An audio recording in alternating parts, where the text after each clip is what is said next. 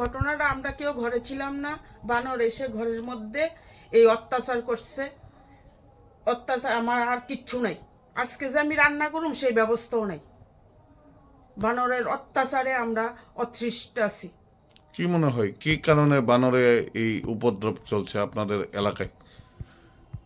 হয়তো বা সিপাহীজলা যে বানর পশুর পালন বা খাবার দেওয়া হয় ওইখানে এটা হচ্ছে না, যার দরুন বাড়ি ঘরে এসে ওরা অত্যাচার করছে। কি নাম এই জায়গাটার? রাউতখোলা। কি নাম আপনার? আমার নাম শিখারানী সাহা।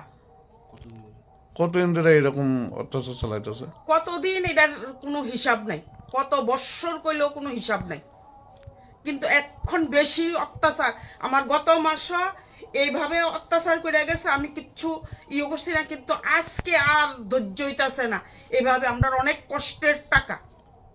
বন দপ্তর কোনো আধিকারিক আইসে আপনার বাড়িতে? না, কেউ আসেনি এখনো। কত টাকা মতো ক্ষতি হইব আপনার? প্রায় 10,000 টাকা।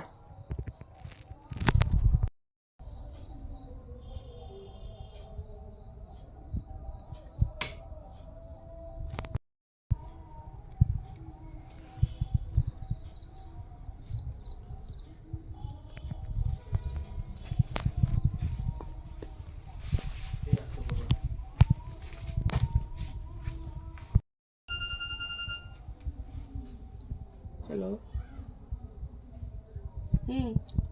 ক ঘরে।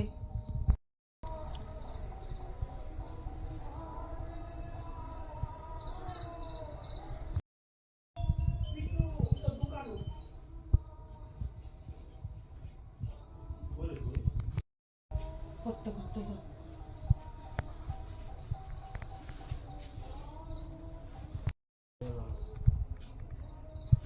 আমাদের